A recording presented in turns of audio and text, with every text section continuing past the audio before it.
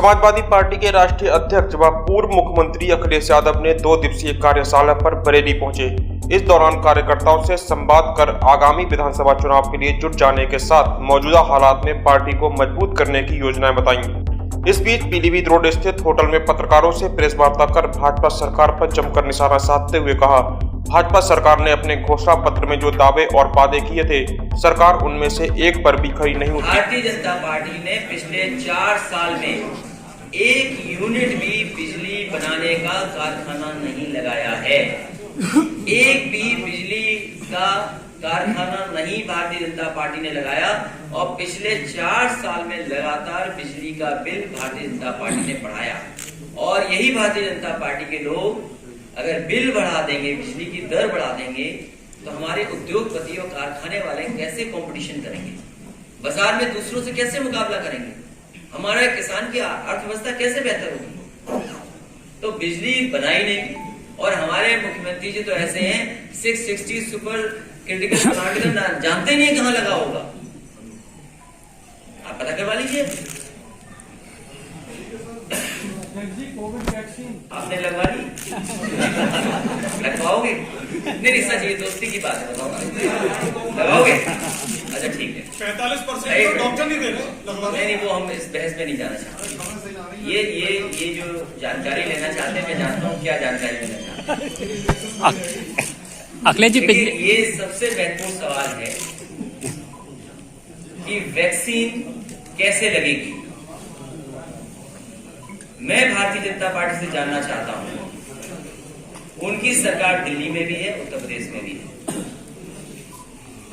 कि गरीबों को फ्री वैक्सीन मिलेगी कि नहीं मिलेगी, और हम सबको वैक्सीन कब तक लग जाएगी, उसका कोई प्लान बनाया है सरकार ने कि नहीं बनाया है। क्या टेक्निकल स्टाफ को ट्रेनिंग दी है कि नहीं दी है, पर्याप्त वैक्सीन को पहुंचाने का इंतजाम किया है कि नहीं किया है, क्या पर्याप्त वैक्सीन आपको उपलब्ध हो गई उत्तर प्रदेश में कि नहीं हो गई। इसलिए हम भारतीय जनता पार्टी से जानना चाहते हैं कि गरीबों को वैक्सीन फ्री मिलेगी कि नहीं मिलेगी और कब तक लग जाएगी।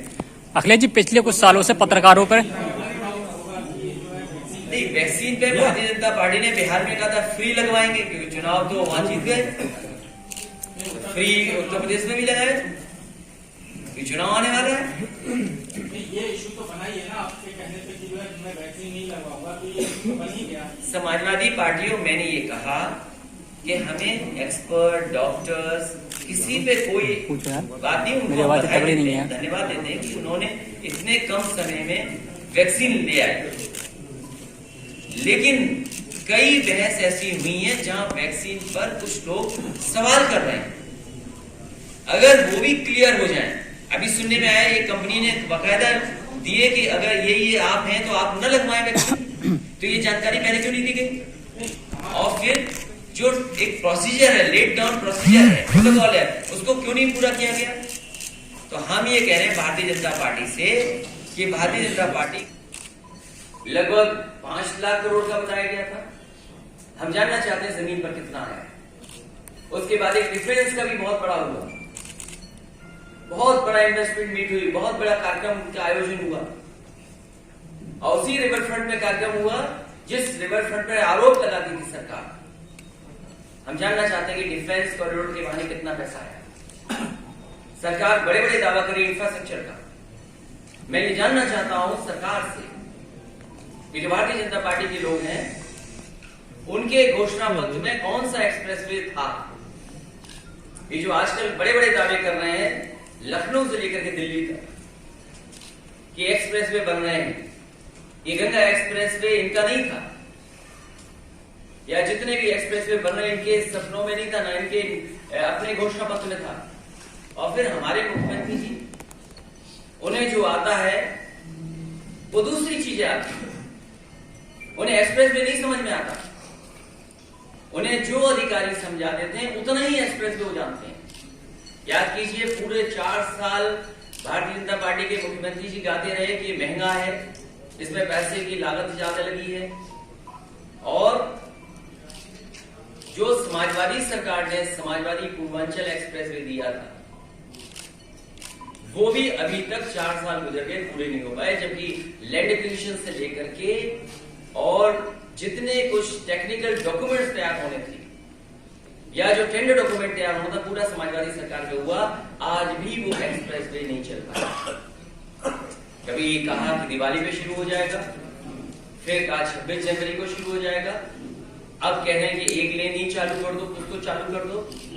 समाजवादी सरकार थी, मुझे याद है नेताजी ने कहा कि ये 24 महीने के अंदर बनकर के तैयार हो जाए। मुझे खुशी है उस समय की कि समाजवादी पार्टी ने 21 महीने के अंदर वो एक्सप्रेसवे तैयार कर दिया, और जब उसका उद्घाटन नेताजी के सामने हुआ तो सुखोई और मिराज बड़े बड़े एयरफोर्स के एयरक्राफ्ट उस पर उतर करके उन्होंने टच डाउन किया और उसका उद्घाटन हुआ था। क्योंकि हमारे मुख्यमंत्री जी को जानते नहीं है, अगर जानते होते तो शायद एक्सप्रेसवे का लगातार कोशिश करते बन जाता, लेकिन न वो जानते न वो जानना चाहते हैं, और अब तो समय पूरा हो गया। और फिर याद होगा आपको कि जो यूएन ने कुछ गोल्स दिए थे या कुछ चीजों में सुधार आए, जो हेल्थ के पैरामीटर्स हैं, एजुकेशन के पैरामीटर्स हैं या और पैरामीटर्स को लेकर के कुछ गोल्स निश्चित किए गए थे। या होगा कि रात भर विधानसभा चली थी और विधायकों मंत्रियों को नींद तो आ ही रही थी, लेकिन कर्मचारियों को भी मजबूरी में वहां जो फ्लोर है उसमें सोना पड़ा था। आखिरकार उन गोल्स का क्या हुआ? और अगर इस सरकार ने उन गोल्स पे काम किया होता ईमानदारी से, तो शायद आज उत्तर प्रदेश सबसे ऊंचाई पे दिखाई देता। अभी हाल ही में सर्वे आया है, हालांकि गिनती ज्यादा की नहीं है, टॉप 10 में भी मुख्यमंत्री जी नहीं है। ये जो सर्वे आया है, टॉप 10 में भी मुख्यमंत्री जी नहीं है, और जो उत्तर प्रदेश की हालत पैदा कर दी है, किस किस क्षेत्र में नंबर 1 है, आपसे बेहतर कोई नहीं जानता होगा। लेकिन फिर भी हमारी जिम्मेदारी है कि बताना चाहिए कि आखिरकार उत्तर प्रदेश किस किस चीज में नंबर 1 है। खराब शिक्षा के मामले में उत्तर प्रदेश नंबर 1 है। 4 साल की भाजपा सरकार में जो स्कूल की एजुकेशन क्वालिटी इंडेक्स होता है, उसमें नंबर 1 है। सबसे बीमार स्वास्थ्य सेवाएं अगर कहीं है तो उत्तर प्रदेश में, वो भी कौन कह रहा है? नीति आयोग कह रहा है। हेल्थ इंडेक्स में उत्तर प्रदेश आखिरी स्थान पर है। मिड डे मील योजना में सबसे ज्यादा भ्रष्टाचार कहीं है, जो मिनिस्ट्री कह रही है। एचआरडी मिनिस्ट्री की खुद की रिपोर्ट है। अगर सबसे ज्यादा मिड डे मील में भ्रष्टाचार कहीं अगर है तो वो उत्तर प्रदेश में है। तबादला और पौष्टिक में सबसे ज्यादा खेल पैसे का अगर कहीं है तो उत्तर प्रदेश में वो भी नंबर 1 है। महिलाओं के अपराध में उत्तर प्रदेश नंबर 1 है। नाबालिग और कम उम्र की बेटियों के साथ जो दुराचार हो रहा उसमें भी उत्तर प्रदेश नंबर 1 है। रेप पीड़ित बेटियों को न्याय न दिलाने में नंबर 1 है। और अगर घटना हो जाए इस तरह की तो उसको फर्जी बताने में भी उत्तर प्रदेश की सरकार नंबर 1 है। बाल अपराध में नंबर 1। हंगर इंडेक्स को लेकर बहुत चर्चा होती है भुखमरी की, गरीबी की।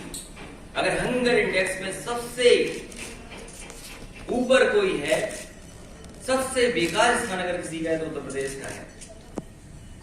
जो पार्लियामेंट में रिपोर्ट दी गई उसके तहत भी सबसे ज्यादा सांप्रदायिक दंगे हिंसा कहीं अगर हुई है, हिंसा जो सबसे ज्यादा हुई है वो उत्तर प्रदेश में हुई है। और सरकार द्वारा भारतीय जनता पार्टी के सारे पर अगर कहीं सबसे ज्यादा हत्या हुई है तो वो उत्तर प्रदेश में हुई है। फेक इनकाउंटर्स में सबसे ज्यादा है। नेशनल ह्यूमन राइट कमीशन अगर किसी को नोटिस दी है तो उत्तर प्रदेश को दी है।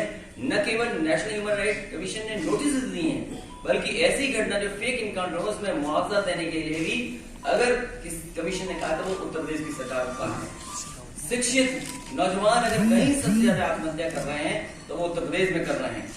और यही नहीं, अगर कोर्ट की भी फटकार में अगर हिसाब किताब लगाएं, जो कोर्ट ने फटकार किसी सरकार को दिए तो उत्तर प्रदेश उसमें भी नंबर 1 है।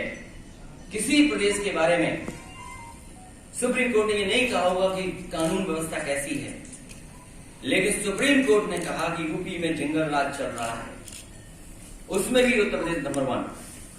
देश के इतिहास में पहली बार ऐसा हुआ होगा कि मुख्यमंत्री और मुख्यमंत्री ने अपने मुकदमे वापस लिए हों, और ऐसे मुकदमे वापस लिए हैं जो हत्या और दंगा भड़काने वाले थे। ऐसा उदाहरण देश में कहीं नहीं मिलेगा। काम करती रही है, लगातार समाजवादी पार्टी ने संघर्ष किया है, चाहे हमारे नेताओं को रामपुर जाना पड़ा हो, चाहे विधानसभा में सवाल उठाना पड़ा हो, विधान परिषद की कार्रवाई को रोकना पड़ा हो, विधानसभा के बाहर गेटों पे खड़ा होना पड़ा हो, लगातार समाजवादी पार्टी ने संघर्ष किया। लोकसभा में भी हम और आजम खान साहब खुद स्पीकर साहब से कहने गए थे और हम लोगों ने कहा कि उत्तर प्रदेश की सरकार जानबूझ करके झूठे मुकदमे लगा रही है। ये भारतीय जनता पार्टी की जानबूझ करके उन्हें फंसाने की रणनीति है। क्या आप नहीं देख रहे? मैं एक सवाल आप पे छोड़ता हूं। इधर उत्तर प्रदेश में लगातार बुलडोजर चलाने की खबरें आ रही हैं। जिनका नक्शा पास है, नहीं है, उस पर भी बुलडोजर चल रहा है।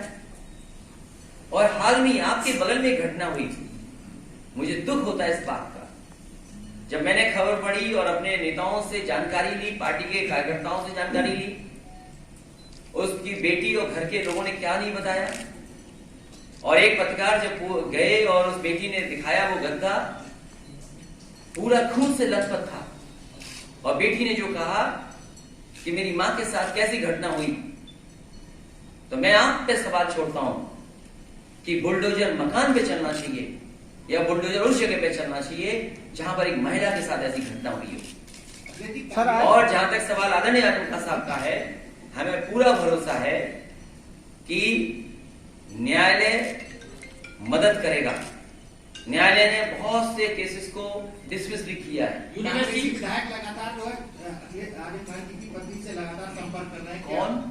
आजम खान की पत्नी जिसे कांग्रेसी विधायक लगातार कल भी संपर्क किया। जब से सम्मेलन हमारा बरेली में हुआ, पता नहीं दूसरे दलों को हो क्या गया। जैसे हम रामपुर के करीब आए हैं, पता नहीं दूसरे दलों को क्या हो गया। और आप खुद जानते होंगे, क्या कांग्रेस के नेता शामिल नहीं थे उसमें मोहम्मद आजम खान साहब को फंसाने में? क्या कांग्रेस के नेताओं ने नहीं FIR दर्ज कराने में चिट्ठियां लिखवाई? क्या बीजेपी और कांग्रेस दोनों एक नहीं थी वहां पर? हम आपको भरोसा दिलाते हैं कि आजम खान साहब के पास जितने झूठे मुकदमे लगे हैं, न्यायालय उनकी मदद करेगा।